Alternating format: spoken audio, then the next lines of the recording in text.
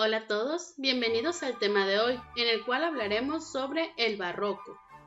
El barroco se origina en Europa en el siglo XVII, alcanzando su máximo esplendor en España, pero en esta época encontramos una sociedad sumergida en la crisis y el contraste, debido a las decadencias. Primero que nada, a la decadencia política. Esta debido por el mal gobierno de Felipe III, Felipe IV y Carlos II, así como la intervención del duque de Lerma y el conde duque de Olivares. Estos monarcas estuvieron envueltos en diferentes guerras, la principal, la Guerra de los 30 años, así como la sublevación en Cataluña y Portugal. La decadencia económica fue causada por el financiamiento de diferentes y continuas guerras, así como los gastos excesivos que la corte tenía, siendo que el oro que venía de América estaba disminuyendo,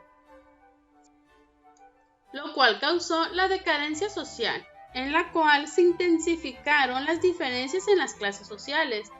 La nobleza, inmersa en el lujo y el despilfarro, acentuó sus privilegios. Mientras tanto, el pueblo emigraba del campo a la ciudad, donde aumentaba la pobreza y la mendicidad. Esto clasificó la pirámide de las clases sociales entre los privilegiados y los no privilegiados. En los privilegiados tenemos al rey, la nobleza y el clero, y en los no privilegiados tenemos al pueblo llano o tercer estado.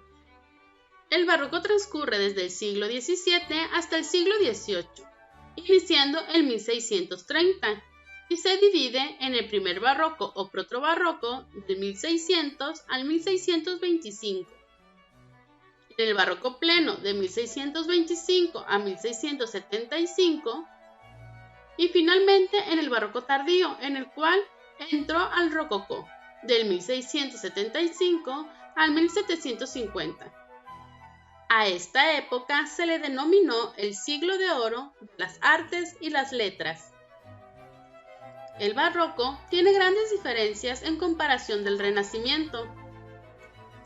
La primera diferencia la encontramos entre el equilibrio del Renacimiento en oposición a la inestabilidad del barroco. Aquí podemos ver en las siguientes imágenes cómo la escultura del Renacimiento es estable, rígida, serena, altiva, mientras que la del barroco es una escultura más versátil, con movimiento, con intención. Otras de las diferencias es la serenidad en contra del movimiento. Eso es muy evidente en los siguientes bustos, donde el busto renacentista tiene un rostro tranquilo, casi hierático, mientras que el rostro barroco es muy expresivo. Dentro de la composición tenemos como diferencia las formas cerradas del Renacimiento en contra de las formas abiertas del barroco. Podemos ver en la obra de Rafael cómo la composición está en formato triangular, encerrando y centrando la figura, mientras que en la del Rubens vemos cómo las figuras se desenvuelven y se expanden en el lienzo. Las formas cerradas dan balance a las figuras dentro del marco, mientras las formas abiertas son diagonales en contraste con las líneas horizontales y verticales del marco. Las cerradas provocan estabilidad, balance y arreglo simétrico, y las abiertas un espacio ilimitado y mucho movimiento en la obra. La siguiente característica es la idealización del Renacimiento en contra del expresionismo del barroco. Aquí podemos notar cómo el Renacimiento tenía una actitud más solemne, en cambio el barroco era más visceral, más sentimental. Otra de las diferencias que encontramos es la moderación del Renacimiento en contra de la exageración del barroco. Esto es fácil notarlo entre el sepulcro de Hilaria del Carreto y el éxtasis de la beata Ludovica Albertoni. Sus rostros son muy distintos. El de Hilaria reposa en serenidad y tranquilidad, mientras Ludovica tiene un rostro extasiado por haber encontrado la gloria de Dios. También lo podemos encontrar en las pinturas del barroco, Una muestra es el GIF que estás mirando a continuación, como la sangre, las vísceras, el movimiento, la acción es más brusca y profunda que en las del Renacimiento. Las regiones en Europa a las cuales llegó el barroco fueron Italia, Francia, España,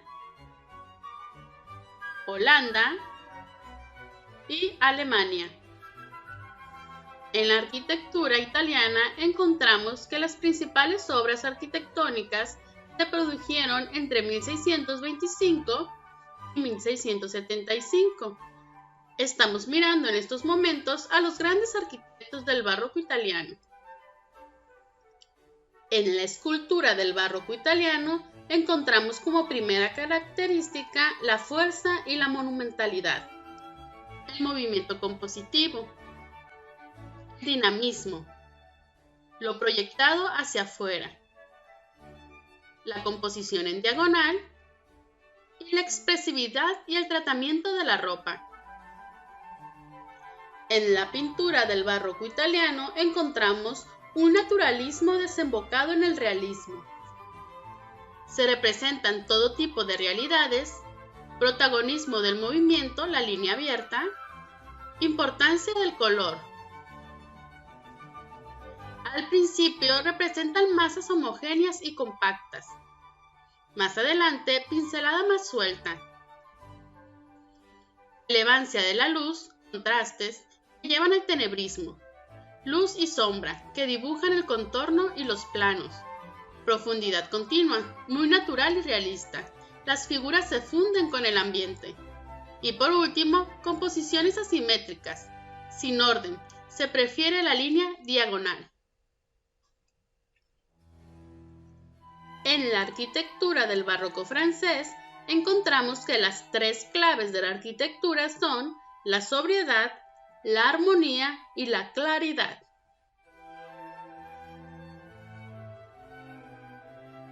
El diseño de ciudades, palacios o jardines estaban puestos al servicio del rey. En la escultura del barroco francés encontramos que la mayor parte de las obras poseen un carácter cortesano. Esto quiere decir que la corte era quien decidía cómo se hacían las esculturas. Los movimientos básicos son mitología, retratos e imágenes fúnebres. La pintura del barroco francés es una pintura clasicista y se usaban para decorar palacios con un estilo sombrío y equilibrado. Los temas que se pintaban eran retratos, temas cristianos y temas mitológicos. La arquitectura en el barroco español utilizó la línea curva en las estructuras y decoraciones. Destacó el uso de la columna salomónica, la utilización de fachadas con distintas profundidades, la abundancia de decoración y de adornos en las fachadas interiores, la utilización de materiales ricos, especialmente en las iglesias, y se introduce en España a finales del siglo XVI y se desarrolla durante gran parte del siglo XVII. Dentro de los estilos del barroco español en arquitectura encontramos el arte churrigueresco, el cual era perteneciente a la familia churriguera, quienes utilizaban la decoración recargada. Se entendían por churriguerescas todas aquellas arquitecturas que poseían un marcado movimiento y una abigarrada ornamentación. Dentro de la escultura del barroco español predominó los temas religiosos, el realismo, empleo de madera policromada como material preferido. Esto quiere decir que lo pintaban. El cliente más importante es la iglesia y en segundo lugar la corte. Las obras decoran retablos, sillerías de coro y los pasos de Semana Santa. Se produce la decadencia de la escultura funeraria. La pintura del barroco español tiene como característica el predominio de los temas religiosos. Los pintores españoles reciben la influencia del tenebrismo de Caravaggio en el tratamiento de la luz, aunque luego lo abandonan. Existe una deliberada ausencia de sensualidad en la pintura, influido por el miedo a la Inquisición. El principal cliente de los pintores es la iglesia de la época, excepto en el caso de Velázquez y pocos pintores que son pintores de la corte. Dentro de la pintura del barroco español encontramos varias escuelas. La Escuela de Valencia, la cual se caracterizó por el tenebrismo, la sobriedad del gesto de los personajes y la representación de los valores táctiles. La Escuela de Sevilla, en Andalucía, se caracteriza por la participación del artista Zurbarán, donde casi todas las obras son tenebristas, no importa la perspectiva, y emplea una pincelada fina que hace acusar visualmente el volumen y el peso.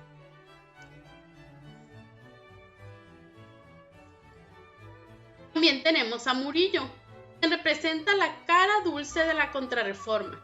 Sus clientes fueron las órdenes religiosas y algunos párrocos, así como a Valdés Leal, quien refleja la parte más cruda de la vida, simboliza la visión dura de la Contrarreforma. Son famosas sus alegorías de la muerte. Finalmente tenemos a Velázquez en Escuela de Madrid, quien tiene características muy peculiares, perspectiva aérea y profundidad. Realiza sus obras en la primera mitad del siglo XVII en la corte de los Austrias. Velázquez será el pintor de cámara de Felipe IV. La arquitectura en el barroco alemán se caracteriza por edificios de gran exuberancia, sobre todo en los interiores, luminosidad brusca, arquitecturas cargadas de detalles y complejas. Se adopta la elíptica, la forma oval y otras formas. Las paredes son cóncavas y convexas, es decir, siempre onduladas. Se adopta un nuevo tipo de planta que ofrece planos oblicuos para dar sensación de movimiento, y la creación de nuevas tipologías para edificios concretos. Las obras son palacios, religiosas, urbanísticas, grandes jardines y galerías. A continuación veremos algunos de los principales arquitectos.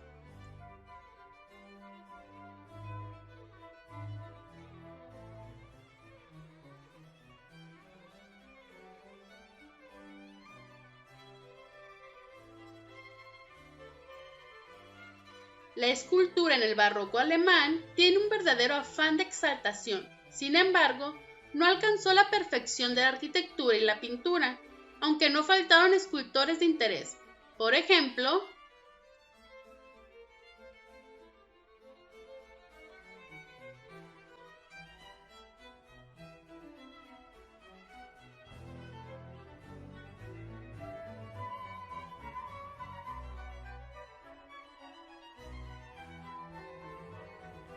en la pintura del barroco alemán destacó el flamenco Anton van Dyck, quien fue pintor de cámara de Carlos I.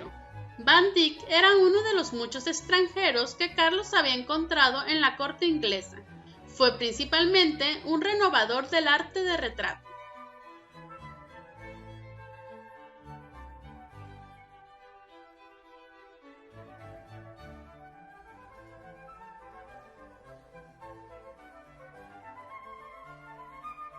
La arquitectura del barroco holandés se caracterizó por adoptar las formas de Keyser, elementos eclécticos como pilastras de orden gigante, tejados con gablete, frontones centrales y vigorosos campanarios, así como su desarrollo estilístico, anticipado al clasicismo inglés de Christopher Wren.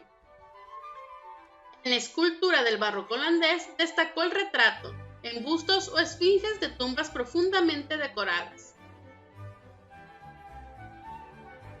Finalmente, en la pintura del barroco holandés destacaron los retratos de burgueses e interiores, escenas costumbristas. Bueno chicos, esto es todo por hoy. Muchas gracias por quedarte en todo el video y espera la siguiente clase. Nos vemos. ¡Adiós!